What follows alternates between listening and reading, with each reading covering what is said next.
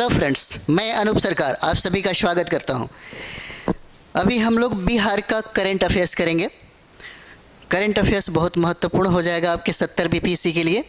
और अगर हम लोग बात करें तो यही करंट अफेयर्स आपको रिजल्ट दिलाएगा, क्योंकि बिहार का करंट अफेयर्स अगर देखेंगे तो 8 से 10 प्रश्न पूछे जाते हैं, बिहार के करंट अफेयर्स से ही रहते हैं। और अभी हम लोग जितना भी सेशन कर रहे हैं बिहार का, वो सबसे महत्वपूर्ण हो जाता है। आपके एग्ज़ाम के व्यू से ही है, क्योंकि टोटल प्रश्न अगर देखिएगा तो 30 प्रश्न अकेले करंट अफेयर्स से पूछा जाता है। चलिए हम लोग प्रारंभ करते हैं। पहला प्रश्न, बिहार के नारायण ठाकुर का संबंध किस खेल से है, ये सवाल पूछा जा रहा है। बिहार के नारायण ठाकुर का संबंध किससे है? पैरा एथलेटिक्स से हो जाएगा, या फुटबॉल से हो जाएगा, या क्रिकेट से हो जाएगा, या टेनिस से हो जाएगा, किससे हो जाएगा? चलिए हम लोग आंसर देखते हैं। इसका आंसर ए हो जाता है। पैरा एथलेटिक्स से संबंध रहता है नारायण ठाकुर का, जो बिहार के रहने वाले हैं। चलिए देखते हैं हम लोग। और ये जो नारायण ठाकुर हैं, ये नारायण ठाकुर बिहार के दरभंगा जिला के रहने वाले हैं। और यही दरभंगा जहाँ पर सर्वाधिक मखाना का उत्पादन होता है, और यही दरभंगा जहाँ पे सबसे ज़्यादा मछली का उत्पादन होता है, सबसे ज़्यादा मछली का उत्पादन है। और यही दरभंगा जहाँ पर एम्स का निर्माण हो रहा है, यानी कि बिहार का दूसरा एम्स का निर्माण यहीं पर हो रहा है। और यहीं दरभंगा के रहने वाले हैं नारायण ठाकुर, और नारायण ठाकुर का संबंध है पैरा एथलेटिक्स से हो जाता है। चलिए आगे हम लोग बढ़ते हैं। अगला प्रश्न देखिए। अगला प्रश्न है, बिहार सरकार ने पटना के अलावा 4 शहरों में कितने, तो 4 शहरों में मेट्रो रेल चलाने के प्रस्ताव की मंजूरी प्रदान कर दी है। वह कौन सा 4 शहर है, यही याद रखना है ना। 4 शहर कौन सा है, यही याद रखना है। चलिए आंसर हम लोग देखते हैं।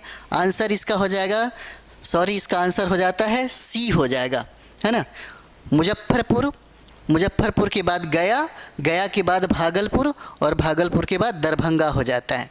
4 शहर है, 4 जिला में यहाँ पे बनाया जाएगा मुख्यालय, जो क्षेत्र है इसका, वहीं पे अन्य मेट्रो, यानी कि पटना के बाद अन्य मेट्रो जो 4 शहरों में बनाई जाएगी, इसकी मंजूरी प्रदान कर दिया गया है।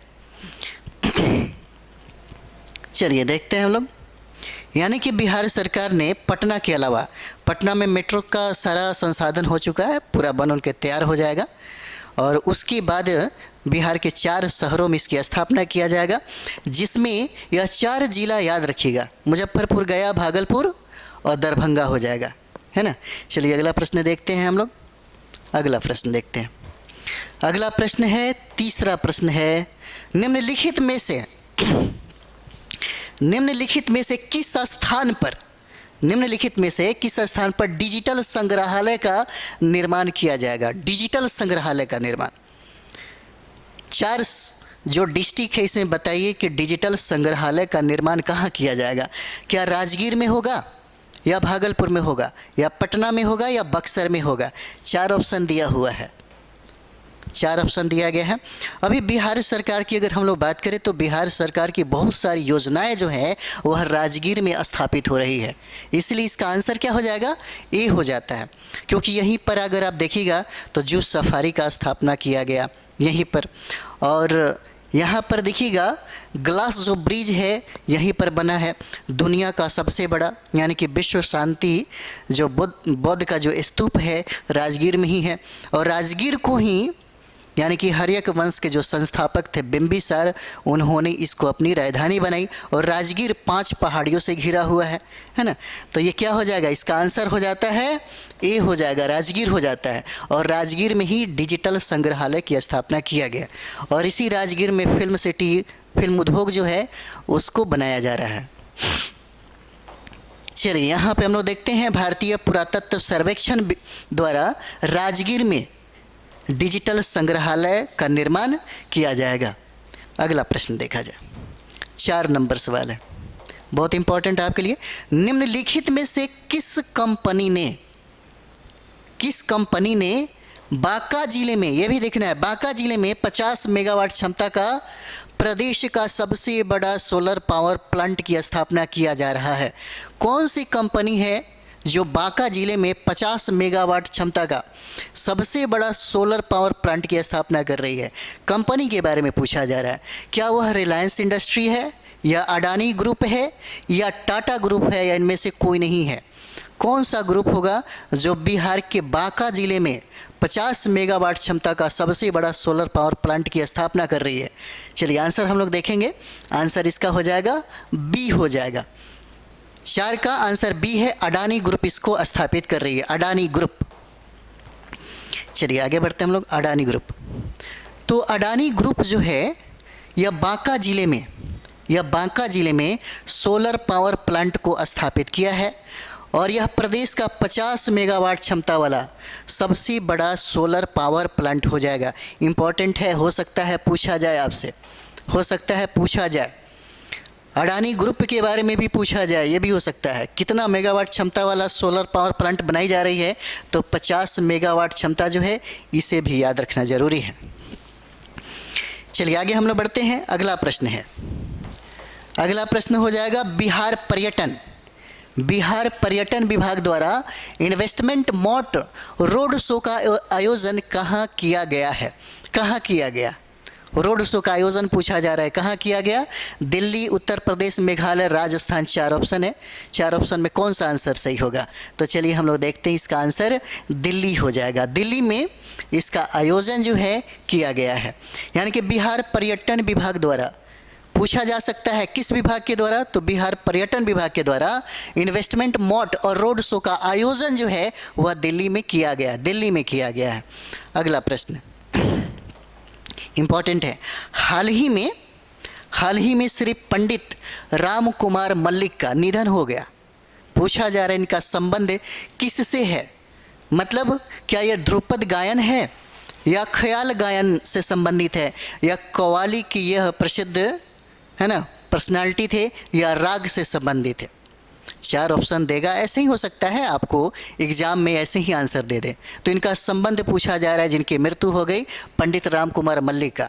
चलिए आंसर हम लोग देखेंगे। यह ध्रुपद गायन से संबंधित है, ध्रुपद गायन से ये संबंधित हो जाते हैं। पंडित राम कुमार मल्लिक का निधन हो गया, और यही है, आप फोटो आप देख सकते हैं, ध्रुपद गायन से यही संबंधित है ना। चलिए आगे हम लोग बढ़ते हैं। यहाँ पर निम्नलिखित में से कौन सा जिला बिहार में आयुष्मान भारत कार्ड बनाने में शीर्ष पर रहा है? यानी कि निम्नलिखित में से पूछा जा रहा है कि वह कौन सा जिला है जहाँ पर सबसे ज़्यादा आयुष्मान भारत कार्ड बना है सबसे ज़्यादा। ऑप्शन में भागलपुर, गया, बक्सर, पटना है। आंसर क्या होगा? पटना हो जाएगा।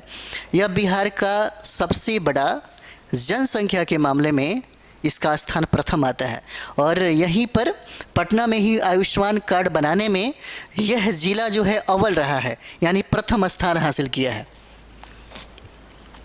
पटना जिला बिहार में आयुष्मान भारत कार्ड बनाने में पहला स्थान पर है। शीर्ष स्थान हासिल किया किसने? पटना। नेक्स्ट, नालंदा विश्वविद्यालय परिसर को किसको किया जा रहा है ना? नालंदा विश्वविद्यालय परिसर को संयुक्त राष्ट्र द्वारा किस वर्ष, ये सवाल पूछा जाए, किस वर्ष विश्व धरोहर स्थल घोषित किया गया था? किस वर्ष विश्व धरोहर स्थल घोषित किया गया? किसके द्वारा? संयुक्त राष्ट्र द्वारा। किसको? नालंदा विश्वविद्यालय परिसर को। कब? 2016, 18, 19 या 17? कब किया गया? चलिए आंसर हम लोग देखेंगे। इसका आंसर हो जाएगा ए, 2016 में इसकी मतलब घोषित किया गया। जैसे आप देखते होंगे, नालंदा विश्वविद्यालय को यूनेस्को की विश्व धरोहर सूची में शामिल किया गया 2009 में। नालंदा को किया गया है ना, नालंदा विश्वविद्यालय को किया गया। और बिहार में एक और भी स्थल है, बौद्ध गया की बात करें है ना, तो बौद्ध गया को यूनेस्को बौद्ध सूची में शामिल किया गया 2002 में। 2002 में इसको शामिल किया गया। लेकिन नालंदा विश्वविद्यालय परिसर को संयुक्त राष्ट्र के द्वारा है ना विश्व धरोहर स्थल घोषित किया गया 2016 में। नेक्स्ट, यही है जो आप देख रहे हैं अभी आप। चलिए आगे हम लोग बढ़ते हैं। इंपॉर्टेंट है। नालंदा विश्वविद्यालय परिसर के उद्घाटन समारोह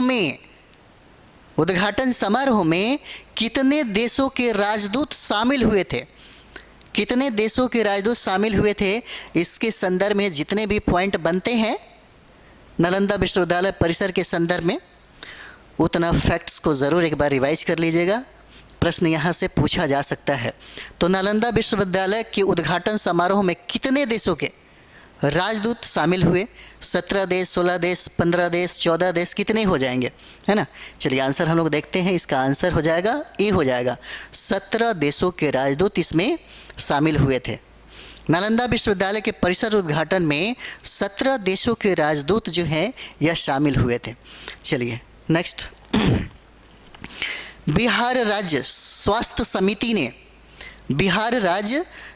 समिति ने प्रत्येक महीने के किस तारीख को राज्य के प्रत्येक स्वास्थ्य केंद्र पर आयुष्मान स्वास्थ्य शिविर के आयोजन का निर्णय लिया गया? यानी कि महीने के किस तारीख को, याद रखना होगा, महीने के किस तारीख को राज्य के प्रत्येक स्वास्थ्य केंद्र पर यह शिविर लगेगा, आयुष्मान स्वास्थ्य शिविर का आयोजन का निर्णय लिया गया है। वह तारीख कौन सा हो जाएगा? क्या 15 तारीख होगा, या 16 तारीख होगा, या 14 तारीख होगा, या 17 तारीख होगा? कौन सा तारीख हो जाता है ना? देखिए, करेंट अफेयर्स की वैल्यू बहुत ज़्यादा है। मैंने कहा था कि जो विद्यार्थी सबसे ज़्यादा फोकस न्यूज़पेपर पे अगर कर रहा है ना, न्यूज़पेपर पे कर रहा है, और एक ही मैगज़ीन या 2 मैगज़ीन की बात करें, अगर एक मैगज़ीन पे अगर फोकस कर रहा है और लगभग 1 साल का करेंट अफेयर्स अगर सही तरीके से पढ़ रहा है सटीक सोर्स के साथ, तो 30 प्रश्न जो पूछे जाते हैं उसमें 25-26 प्रश्न ज़रूर वो बना देगा। लेकिन इतना करना पड़ेगा, इतना जो किया है उसके लिए है। और 25 और 26 प्रश्न बनाने का मतलब है कि आपका रिजल्ट 100% ही हो जाएगा। निश्चित तौर पे आपका रिजल्ट होना ही होना है। सटीक किताबों में क्या होता है, अगर 1 साल का, क्योंकि प्रत्येक माह में प्रतियोगिता दर्पण और क्रॉनिकल आता है, अगर प्रत्येक माह का आपके पास बुकलेट होगा प्रतियोगिता दर्पण का या क्रॉनिकल का होगा, तो 12 बुकलेट हो सकता है। 12 बुकलेट को डेली कोशिश करिए, है ना, 2-3 बार, क्योंकि आप प्रत्येक माह में पढ़ाई कर रहे होंगे। अभी तो सिर्फ रिवीजन ही चल रहा होगा, तो ज़्यादा से ज़्यादा बार रिवीजन करने की कोशिश करिए। यहाँ पर अगर रिवीजन यहाँ पे चलेगा, सटीक मैगज़ीन के साथ हम बात कर रहे हैं, क्योंकि अभी हम लोग जितने भी प्रश्न यहाँ पे देखे हैं, सारे के सारे प्रश्न आपको न्यूज़पेपर में दिया हुआ है। 1 साल का न्यूज़पेपर भी तो आप पढ़ रहे होंगे। हो सकता है बहुत सीरियस जो विद्यार्थी हैं वो लोग रोज़ न्यूज़पेपर से अपना कंटेंट जो है वो कलेक्ट कर लेते हैं, उनके लिए बहुत आसान होता है। उनके लिए तो 26 यानी 25+ निश्चित तौर पे यहाँ से करेंट अफेयर्स में प्रश्न बना ही लेते हैं, चाहे नेशनल हो, इंटरनेशनल हो, इकोनॉमिक्स के संदर्भ में हो, बिहार का करेंट अफेयर्स हो, सर्वे हो, है ना, आर्थिक सर्वे हो, बजट हो, बहुत सारी योजना परियोजनाएं हैं, बहुत सारा इंडेक्स वगैरह है, वो सब चीज़ निश्चित तौर पे वो कलेक्ट किए होंगे। तो यहाँ से 30 जो प्रश्न है यह बहुत निर्भर करता है रिजल्ट का। जैसे अगर आप यहाँ पे करेंट अफेयर्स 30 पकड़ लेते हैं, उसके बाद बिहार से 15 से 20 प्रश्न पूछे जाते हैं। बिहार स्पेशल से इतने प्रश्न पूछे जाते हैं। इतिहास से 30 प्रश्न पूछे जाते हैं आपसे। साइंस से भी 30 प्रश्न पूछे जाते हैं। अगर यहाँ पे देखिए तो साइंस से भी 30 प्रश्न पूछे जाते हैं। ज्योग्राफी से 20 प्रश्न पूछे जाते हैं। इतना ही 110-15 इतना ही से आ जाता है। अगर इतना कमांड हो जाए तो निश्चित तौर पे रिजल्ट हो जाएगा। हाँ, थोड़ा सा ये करना पड़ेगा, गहराई में जाकर के आपको पढ़ना पड़ेगा। चलिए आगे हम लोग बात करते हैं। तो इसमें इसका जो आंसर हो जाता है वह 14 तारीख हो जाता है। 14 तारीख को ही यह आयुष्मान स्वास्थ्य शिविर के आयोजन का निर्णय लिया गया, यानी कि प्रत्येक माह के 14 तारीख को ही इसका आयोजन किया जाएगा। प्रत्येक माह के 14 तारीख को, यानी बिहार राज्य स्वास्थ्य समिति ने प्रत्येक महीने की 14 तारीख को राज्य के प्रत्येक स्वास्थ्य केंद्र पर आयुष्मान स्वास्थ्य शिविर के आयोजन का निर्णय लिया गया है। तो चलिए ये सेशन यहीं पे समाप्त करते हैं हम लोग। फिर अगले वीडियो में हम लोग मिलेंगे अगले प्रश्नों के साथ। है ना।